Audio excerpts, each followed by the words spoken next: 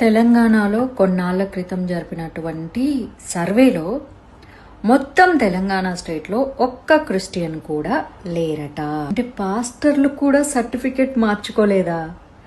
మీ దుంపల్దేగా కొంచెమన్నా సిగ్గు శరం ఏమైనా ఉందా? నీ బతికంతా ఇంతేనా, ఇదేనా? అంటే ఫేక్ వార్తలను, ఫేక్ న్యూస్ ని స్ప్రెడ్ చేస్తూ, ప్రచారాలు చేస్తూ, కులాలని మతాలని తక్కువ చేసి మాట్లాడుతూ, ఇదేనా నీ ఫేక్ బతుకు? నాకు తెలియక అడుగుతానమ్మే, నువ్వేమైనా స్పెషల్గా జంతువు నుంచి పుట్టినావా? అంటే హిందూ అయినా, ముస్లిం అయినా, క్రిస్టియన్ అయినా, సిక్ అయినా, బుద్ధిస్ట్ అయినా ఎవరైనా సరే తల్లి కడుపులో నుంచి పుట్టాల్సిందే కదా. అంతెందుకు, మన భారతదేశ రాజ్యాంగం ఏ పదాలతో మొదలవుతుంది? We the people. భారతదేశ ప్రజలమైన మేము మనుషులం. దేశం అంటే మట్టి కాదు, దేశం అంటే మనుషులు. అందరం మనుషులం. హిందూ అయినా, ముస్లిం అయినా, క్రిస్టియన్ అయినా అందరం కలిస్తేనే కదా దేశం. నీ మతం మీద నీకు అపారమైన ప్రేమ ఉండొచ్చు, కానీ అందుకని వేరే మతాలను ద్వేషించాలా? తెలంగాణ ప్రభుత్వం చేసిన ఒక సర్వేలో మొత్తం తెలంగాణ స్టేట్లో ఒక్క క్రిస్టియన్ కూడా లేదు అని ఆ సర్వేలో వచ్చిందా? తెలంగాణ గవర్నమెంట్ చేసిన ఈ సర్వే పేరు Telangana socio economic, educational, employment, political and caste survey. Caste survey. Caste కి, రిలీజియన్ కి డిఫరెన్స్ తెలుసా?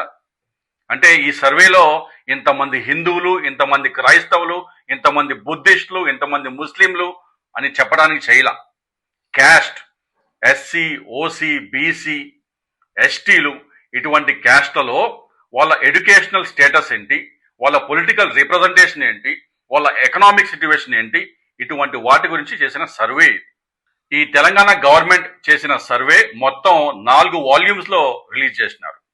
మొత్తం 3.5 కోట్ల మందిని సర్వే చేసి, 242 కులాలని సర్వే చేసి, ఎస్సీలు ఎంతమంది, ఎస్టీలు ఎంతమంది, బీసీలు ఎంతమంది, ఓసీలు ఎంతమంది, వాళ్ళ ఎకనామిక్ స్టేటస్ ఏంటి, వాళ్ళ ఎంప్లాయ్మెంట్ స్టేటస్ ఏంటి, వాళ్ళ పొలిటికల్ రిప్రజెంటేషన్ ఏంటి, వాళ్ళ బ్యాక్వర్డ్ స్టేటస్ ఏంటి, ఇవన్నీ సర్వే చేసి చెప్పినారు. ఒక్క క్రైస్తవుడు కూడా తెలంగాణలో లేడు అని ఏదో వాగితివే, పెద్ద పెద్ద కళ్ళేసుకొని ఒకసారి చూడు. ఇదే సర్వేలో బీసీ కేటగిరీలో scheduled caste converts to Christianity. బీసీసీలో 21,000 హౌస్ హోల్డ్స్, 70,000 పీపుల్, 0.35%. అతనే ఓసీల్లో 11,600 హౌస్ హోల్డ్స్, 34,000 పీపుల్, 0.61%. మరి ఎందుకు ఇలా ఫేక్ వార్తలను స్ప్రెడ్ చేస్తున్నావు? తెలంగాణ గవర్నమెంట్ ఎందుకు చూస్తూ ఊరుకుంటోంది? అంటే తెలంగాణ గవర్నమెంట్ చేసిన ఒక ఒఫీషియల్ సర్వేని మిస్కోట్ చేసి కులాల మధ్య, మతాల మధ్య చిచ్చు పెట్టే ప్రయత్నం చేస్తుంటే తెలంగాణ గవర్నమెంట్ వీళ్ళ మీద ఎందుకు యూఏపీఏ కేసులు పెట్టట్లేదు? అసలు తెలంగాణ గవర్నమెంట్ చేసిన ఈ సర్వే సోషల్ మీడియాలో లేకపోతే ఎక్కడ పెట్టినా ఎండ్ రిజర్వేషన్ అంతం చేయాలి అని వాగే ప్రతి ఒక్కరికి ఒక చెంపపెట్టు లాంటిది. 2025లో చేసిన ఈ సర్వేలో కూడా కులాల మధ్య, సంపదలో, విద్యలో, పొలిటికల్ రిప్రజెంటేషన్ లో, ఎకనామిక్ స్టేటస్ లో ఎస్సీలకి, ఎస్టీలకి, బీసీలకి, ఓసీలకి ఎంతో అంతరం ఉందని, ఎంతో గ్యాప్ ఉందని క్లియర్ గా చెప్తా ఉన్నారు. ఈ జెన్జీ యుగంలో ఎవరు సార్ కులాల గురించి పట్టించుకునేది అనుకోబాకండి. అది నిజం కాదు. ఈ దేశంలో ఈ రోజుకి కుల వివక్ష భయంకరంగా ఉంది. మొన్నటికి మొన్న మల్లికార్జున్ ఖార్గే గారు ఉత్తరాఖండ్ లో రామ్లీలా గ్రౌండ్ లో ఒక స్పీచ్ ఇచ్చి వెళ్ళిన తర్వాత శ్రీరామ్ సేన అనే వాళ్ళు దళితుడు ఆ స్పీచ్ ఇచ్చాడు కాబట్టి ఆ గ్రౌండ్ కలుషితమైందని చెప్పి ఒక యజ్ఞం చేసినారు. మొన్న మధ్య ఆంధ్రప్రదేశ్ డిప్యూటీ స్పీకర్ రఘురామకృష్ణంరాజు గారు మాకు దళితుల ఓట్ల వద్దు అని చెప్పి దళితుల్ని కించపరుస్తూ మాట్లాడారు. Andhra Pradesh, Telangana, north India, south India ఎక్కడైనా సరే కులాంతర వివాహాల వల్ల పరువు హత్యలు ఆగినాయా? ప్రతిరోజు పేపర్లో చూస్తానే ఉన్నాం కదా. మరి ఇంకా మన దేశంలో కుల వివక్ష ఉంది కదా.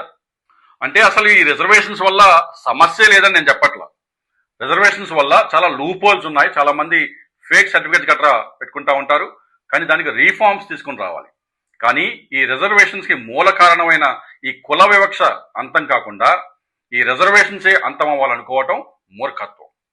తెలంగాణ గవర్నమెంట్ చేసిన ఈ సర్వేలో 0 క్రిస్టియన్స్ అని ఫేక్ ప్రచారం చేస్తున్న నీకు సిగ్గుందో లేదో ప్రజలు కామెంట్లో చెప్తారు. రేవంత్ రెడ్డి గారు మీ నాయకుడు రాహుల్ గాంధీ గారేమో మత కుల వివక్షకు వ్యతిరేకంగా మోదీ గారి మీద కేంద్రంలో పోరాడుతూ ఉంటే, మీరు రాష్ట్రంలో ఇలాగ మతపరమైన ఫేక్ నేరేటివ్స్ ని స్ప్రెడ్ చేసే వాళ్ళ మీద చూస్తూ ఊరుకుంటారా? అంటే మీకు రాహుల్ గాంధీ గారి ఉద్దేశాలను ముందుకు తీసుకెళ్లే ఉద్దేశం లేదా? I demand an action against this lady spreading a false claim about a government official survey and using that misinformation for communal insinuation is not something that you can ignore, and this is not the first time she is doing it. అసలు నాకు అర్థం కాని విషయం ఏమిటంటే, నా దేవుడు నీ దేవుడు అని ఎలాగంటారండి? దేవుడు నిజంగా దేవుడు అయితే ఎవరు దేవుడు? క్రిస్టియన్ల దేవుడా, ముస్లింల దేవుడా, హిందువుల దేవుడా, సిక్కుల దేవుడా? ఎవరు దేవుడు? దేవుడి పేరుతో మనిషిని ద్వేషించడం ఏంటి?